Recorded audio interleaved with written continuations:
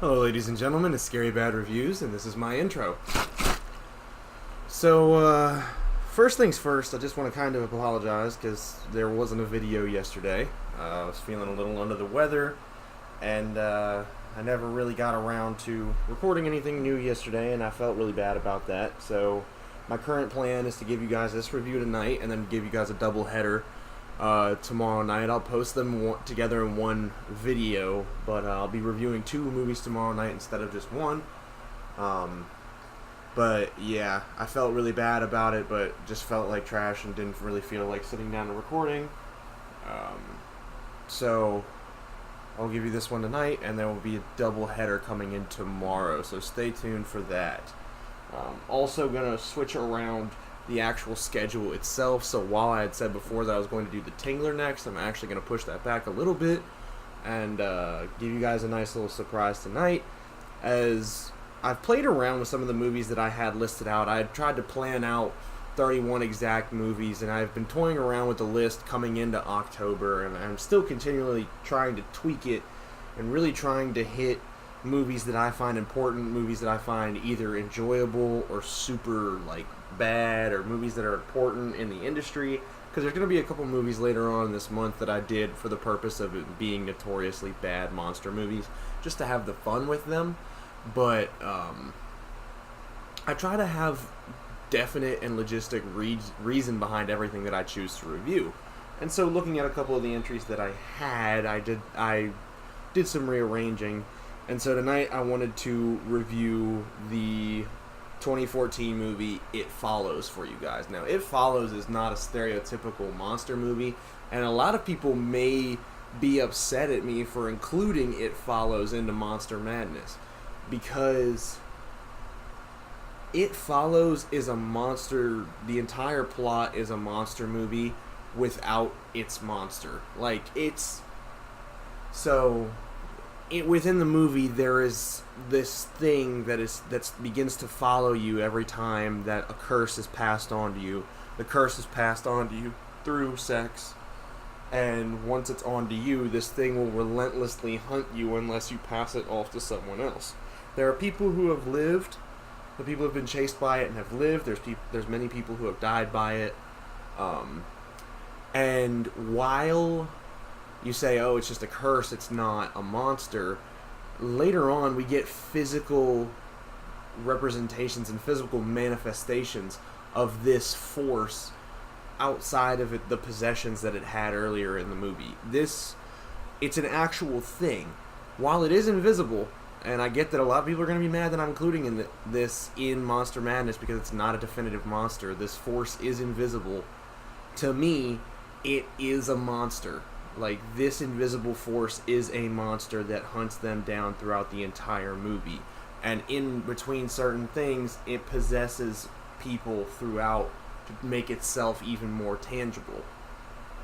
Talking about the movie itself, I think the movie is great. I think it plays a lot into social interactions of teenagers, and I think it plays into a lot of social expectations of teenagers, of, when you're in high school, you're expected to start drinking, and some people, back in the day used to expect you to start smoking, and you're expected to start being sexual, and I think it plays into a lot of that.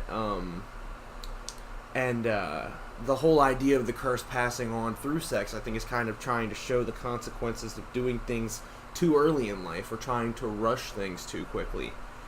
There's a couple of very, very stark scenes in this. I mean, you have great cinematography because you have a lot of wide shots, and you have a lot of almost, not necessarily out of focus shots, but shots that are just out there, where you then have to start realizing, oh, why is that person walking in that way? Why does that person seem out of place?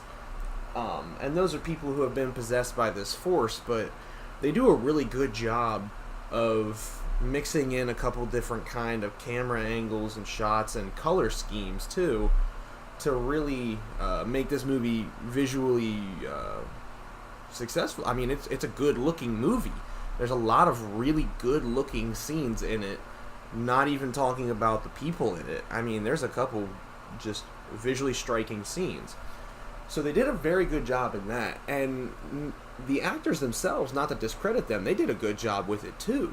For a really weird age range of like high school, college, maybe even fresh out of college, there was a good plot line written, there was good dialogue written, and the actors and actresses were able to really play up these tensions and these expectations that you have of each other when you're romantically involved with each other, when there's romance involved with friendships, and they do a good job of kind of intermingling those ideas and bringing them all together to head with this evil force that's following them around. There's a couple of there's two scenes early on in the movie that are super haunting, that are very well done, and that I think probably threw a lot of people off of where this movie actually went. The very first scene is super just out of nowhere, and I think it helps establish just how dangerous this force is. The girl who it's just been passed to, she runs out of her house and she's looking around, and she finally sets her eyes on something and she starts trying to run away from it, and you just see her running around all over the place, and then you see her and she gets to the beach and she's just sitting there alone, and she's calling her parents and everyone, letting them know, oh, I love you, this may be it. No one is understanding what's happening, and the next thing you know, it's the morning and she is just mangled. I mean, just absolutely, something destroyed her in such a way that isn't humanly possible. So that opening scene, I think, definitely sets the tone for how serious this thing is that's following them around. And then the next scene after that is our main character. She gets drugged by her current boyfriend, fling, whatever you want to call it, and he's trying to explain to her that he's trying to pass it on to her, that she can pass it on to other people, but the whole scene is just a representation of rape because of rising sexual tensions in a young relationship, and it's very strong. It's a very strong scene. It resounds very heavily throughout modern society, and so I think those two scenes opening the movie off really hit home and probably threw a lot of people off this movie that didn't realize how it played out, because the rest of the movie doesn't feel like those two scenes, and that's a little bit of a knock on it in my part, in that I don't think they have a scene in the movie that comes off as strong as those two first scenes. I think the rest of the movie kind of takes a back seat. There are a couple of good moments when our main character feels like she's being chased into her house. There's a good jump scare in there.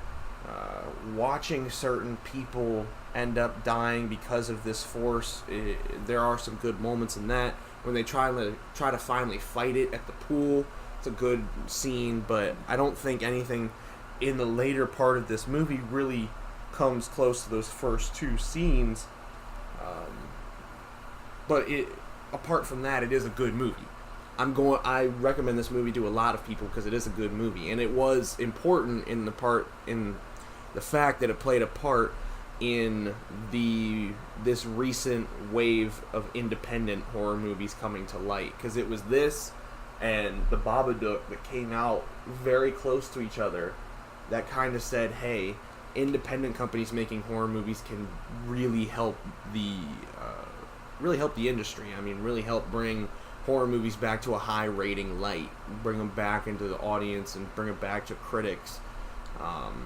So I think that this movie was one of those that was important in that wave that happened in the early 2010s. But all in all, I think this is a very good movie. I personally give it a 7.5, and I don't give it higher because of the fact that after the first two scenes, nothing is as strong as that first 30 minutes of the movie.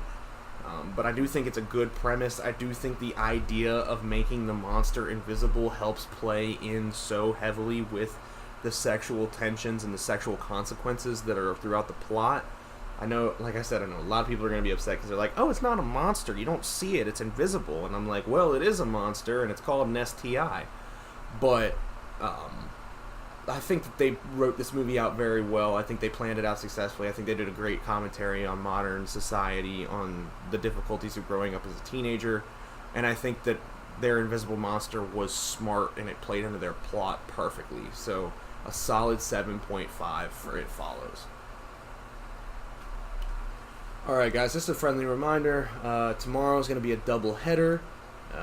Looking at it right now, the two movies that I have lined up to watch tomorrow are George A. Romero's instant classic from 1968, The Night of the Living Dead, and I also have lined up a good old 50s classic from Vincent Price, which I had lined up this past weekend, which is The Tingler.